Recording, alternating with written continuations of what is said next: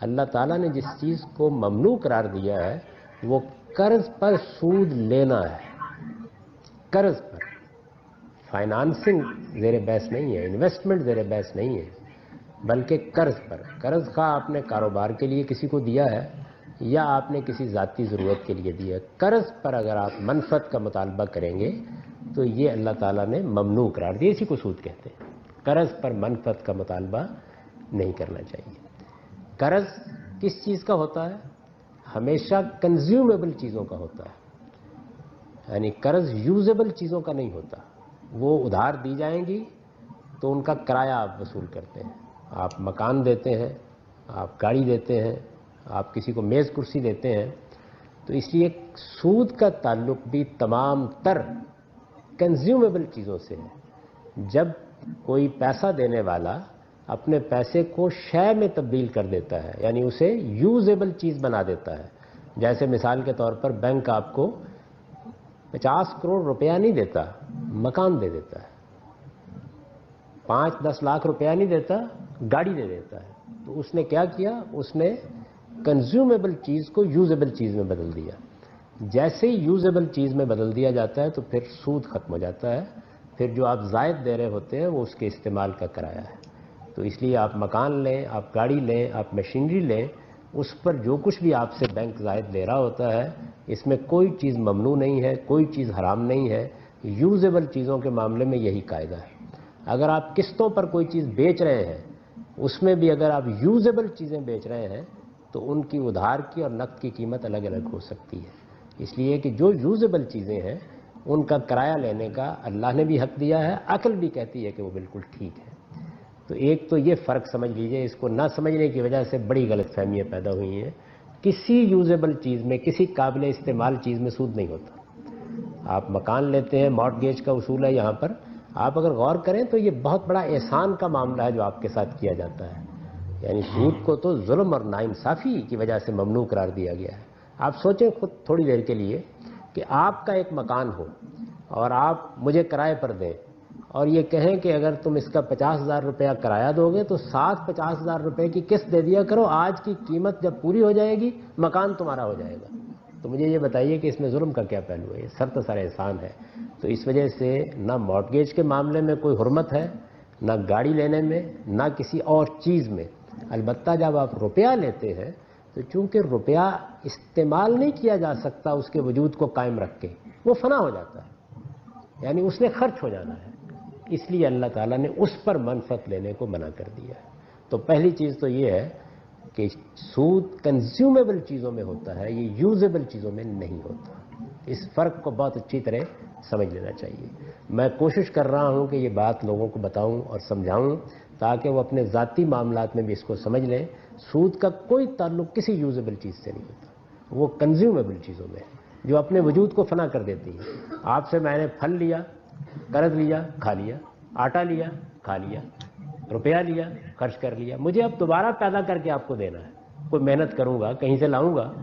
میں نے آپ سے مکان کرائے پر لیا، میں نے آپ سے گاڑی کرائے پر لیا، اب جب چاہیں گے واپس کر دوں گا آپ کو. تو اس لیے سود کا تعلق کنزیومیبل چیزوں سے ہے، یوزیبل قابل استعمال چیزوں میں سود نہیں ہوتا. دوسری چیز یہ ہے کہ اگر آپ کو کسی موقع پر سود پر قرض لینا پڑ جائے، یعنی قرض پر منفعت لینا یہ سود ہے اور یہ بالکل حرام ہے. لیکن اگر کسی وقت دینا پڑ جائے تو یہ اصلاً حرام نہیں ہے. قرآن مجید کو پڑھ لیجئے، اس نے کسی جگہ اس پر کوئی نکیر نہیں کی. لوگوں کو ایک حدیث کو سمجھنے سے غلط فہمی ہوئی ہے. یعنی جب آپ سود دیتے ہیں تو آپ اپنے جائز کمائے ہوئے پیسے میں سے دیتے ہیں، کسی کا ناجائز مال لیتے نہیں ہیں. تو اس وجہ سے اس کی حرمت کے بارے میں جو عام خیال پیدا ہو گیا ہے اس کی بھی کوئی بنیاد نہیں ہے. دیکھیے دو چیزیں ہیں، ایک ہے پیور لیزنگ، وہ حلال ہے. ایک ہے لیز فائنینسنگ، وہ حرام ہے. لیز کا لفظ مشترک ہے. پیور لیزنگ کیا ہے؟ آپ نے ایک مکان بنایا ہے، 50 لاکھ لگ گیا آپ کا، آپ کرائے پر دے رہے ہیں، 10,000 روپیہ لے رہے ہیں. اب ظاہر بات ہے یہ جائز ہے. وہ مکان اس کی ملکیت نہیں ہوگا، نہ وہ خریدار ہے، وہ آپ کا کرایہ دار ہے. جب جائے چھوڑ دے گا کرایہ ختم، یا جب آپ اس سے خالی کروا لیں گے کرایہ ختم۔ تو یہ ہے کرایہ۔ بعض لوگ ہیں ذرا زیادہ انتہا پسند، وہ کرائے کو بھی حرام کہتے ہیں، میں ان میں شامل نہیں ہوں۔ میں سمجھتا ہوں کہ کرایہ جو ہے، کرایہ انسان کا بھی کرایہ ہے۔ آپ مزدور کو کرائے پر ہی لے لیں، جو 8 گھنٹے وہ کام کر رہا ہے وہ انسان کا کرایہ ہے، اس لیے آجر اور اجیر وہ اس میں وہ بھی شامل ہے، انسان بھی۔ تو کرایہ جو ہے وہ مکان کا بھی جائز، کار کا بھی۔ وہ کیا ہے؟ 10 لاکھ کی کار خریدی تھی، آپ کو دی ہے، آپ اس میں 20,000 30,000 40,000 روپے ماہانہ انہیں کرایہ دیتے رہے، جب تک آپ کرایہ دیں گے کار آپ کے پاس رہے گی، آپ خود واپس کر دیں یا وہ واپس لے لیں، کرایہ ختم۔ یہ ہے وہ اصل میں میزان بینک والے میرے پاس بھی آئے تھے اور ان کا بڑا وفد آیا تھا بہت، تو میں نے کہا تھا کہ کار فائننسنگ کیا ہے، کہ آپ کار خریدنا چاہتے ہیں، 10 لاکھ کی کار ہے، آپ کے پاس تو پیسے نہیں ہیں، بینک والے کہتے ہیں ہم خرید دیتے ہیں، ہم آپ کو قسطوں پہ دے دیں گے، وہ قسطیں جو ہیں 15 سال میں پوری ہوں گی، لیکن کرایہ وہ قیمت 15 لاکھ بن جائے گی اس کی۔ یہ سود ہے، نرا سود، چٹا سود، اس کو میں کسی صورت میں جائز نہیں کہہ سکتا۔ اسلامی بینک کا ادھار اور چاہے دوسرے بینکوں کا ادھار سے بچو، ادھار کوئی راحت نہیں، کوئی راحت نہیں۔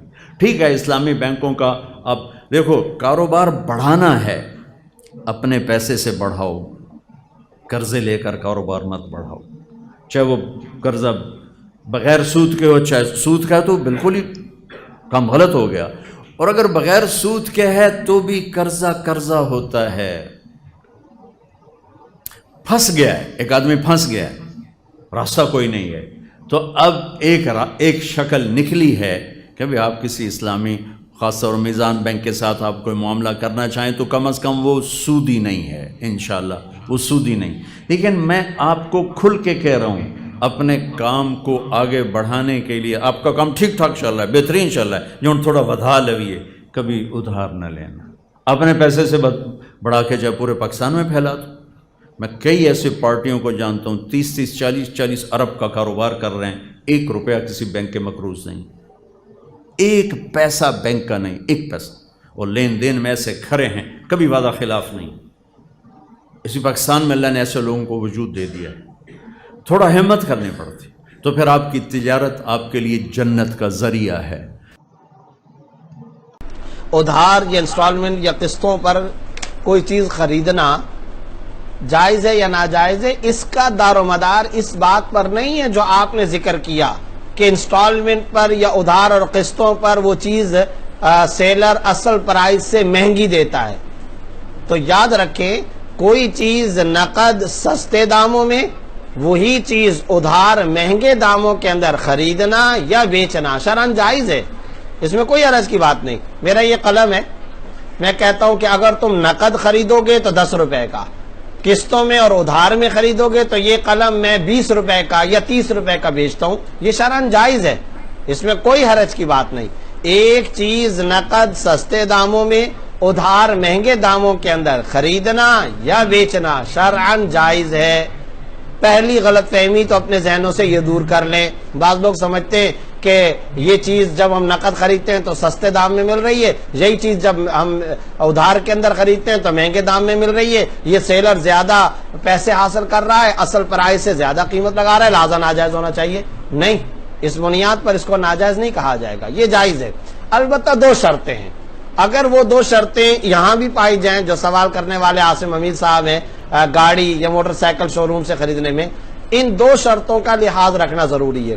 پہلی شرط تو یہ ہے کہ میٹنگ کے اندر سیل اینڈ پرچیز کی جو میٹنگ ہے، خرید و فروخت کی جو میٹنگ ہے، اس میٹنگ میں اس شے، گاڑی موٹر سائیکل جس کو بھی خریدا اور بیچا جا رہا ہے، اس کی کوئی ایک قیمت فکس اور متعین کر دی جائے، کوئی ایک قیمت مقرر کر لے۔ مثلا یہ ہو سکتا ہے کہ یہ موبائل فون نقد خریدو گے تو فرض کرو 10,000 کا، اور اگر آپ 5 مہینے کے ادھار پر خریدو گے تو 15,000 کا، آپ 6 مہینے کے ادھار پر خریدو گے تو 16,000 کا، 7 مہینے کے ادھار پر خریدو گے تو 18,000 کا، 8 مہینے کے ادھار پر تو 19,000 کا۔ یہ مختلف قیمتیں جو بیان کی جا رہی ہیں یہ کر سکتے ہیں، بیان کر سکتے ہیں، لیکن جب آپ اس میٹنگ کو ختم کرنے لگیں تو اب آپ اس موبائل کی کوئی ایک قیمت فکس کر لیں, کوئی ایک قیمت متعین کر لیں کہ بھائی میں اتنے مہینے کے قسطوں پر, اتنے مہینے کے ادھار پر یہ موبائل فون اتنے پیسوں میں بیچتا ہوں, 8 مہینوں میں 18,000 روپے کے بدلے میں یہ موبائل خریدتا ہوں. تو پہلی شرط کیا ہوئی کہ کوئی ایک قیمت مقرر کرنا, فکس کرنا, متعین کرنا شرعاً واجب اور ضروری ہے, نمبر 1. نمبر 2 شرط یہ ہے کہ جب خریدار قسط کی ادائیگی میں ٹال مٹول سے کام لے یا وقت مقررہ پر پیسے ادا نہ کر سکے یا جس وقت اس کو قسط دینی تھی وہ قسط کی ادائیگی میں تاخیر کر رہا ہو, تو چاہے ٹال مٹول ہو, ڈیلے کرے, تاخیر کرے, دیر کرے, تو اب آپ اس کی قیمت میں کسی قسم کی پینلٹی نہیں لگا سکتے, اضافی رقم وصول نہیں کر سکتے, جرمانہ لاگو نہیں کر سکتے. اضافی رقم, جرمانہ یا پینلٹی لگانا شرعاً ناجائز اور حرام ہے, اس سے احتراز کرنا ضروری ہے. یہ شرعاً دوسری اہم ترین شرط ہے. تو 2 شرطوں کا خلاصہ کیا ہوا؟ پہلی شرط یہ کہ کوئی ایک قیمت متعین کر دی جائے, دوسری شرط یہ کہ اگر تاخیر یا ٹال مٹول یا ڈیلے ہو تو کسی قسم کا آپ اضافی جرمانہ نہیں لگا سکتے. ان 2 شرطوں کا لحاظ کرتے ہوئے انسٹالمنٹ پر موٹر سائیکل یا گاڑی یا کوئی بھی چیز خریدنا اور بیچنا شرعاً جائز ہے. دیکھیں یہ اصل میں قسطوں کا ہی معاملہ ہوتا ہے. جس طرح آپ عام دکان سے قسطوں پر گاڑی لیتے ہیں, اسی طرح بینک سے بھی آپ لے رہے ہیں. قسطوں کا کاروبار فی نفسی ہی منع نہیں ہے.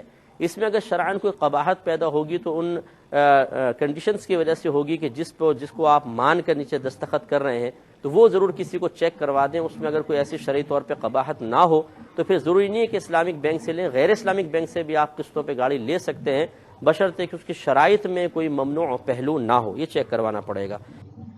Green from outside, but we have to know the details. For instance, does the bank now own the title? Well, it makes a big difference, because if the bank doesn't own a title and just goes to somebody else who owns the house, a company or a person or a group of people, and say, here is the money, but give him the house, that is a prohibited transaction, because the Prophet ﷺ said, لا تبع ما ليس عندك. Do not sell what you do not own.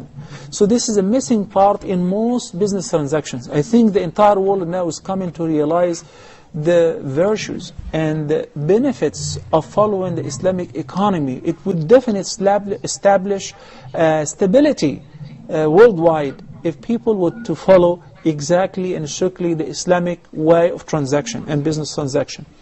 So number 1, if the bank buys the house and it becomes the bank, so the bank or the bank representative is going to sign on the title for you that is going to be yours. And they sell it to you for whatever amount, as long as there is mutual agreement between the seller and the buyer. And there is no mention of interest. So if they say, we're going to sell it to you for 140 or 150, and there is a mutual agreement between both of you, and there is no interest rate mentioned, that is permissible. In fact, there is a subject in Islamic jurisprudence is known as al-bay'u bi-si'arayn, where I can sell this pen cash right now for 10. But if somebody wants to buy it on an installment for 6 months, I can sell it for 12 or 13. But I do not say there is an interest rate. I don't say this is for 10, but with an interest rate of 6 or 4 or 5 interest rate. Once there is interest, then this is a credit, and it is accompanied by interest, and that is prohibited. Somebody would say, then what is the difference between this and that? By the end of the day, the bank or the seller calculated his profit from the interest rate, and he said, I'm going to sell it to you for that. Very big difference. Now, there is no interest, which is the usury, which Allah subhanahu wa ta'ala has prohibited. If I fail to pay, or if I'm late to pay, He's not going to charge me another interest on the interest. The amount is fixed. And if I fail to pay for several times, then we're going to sell this property. They will get their share, and I will get the remaining part. Not my entire payment will be gone, as it is happening with the riba dealing transaction.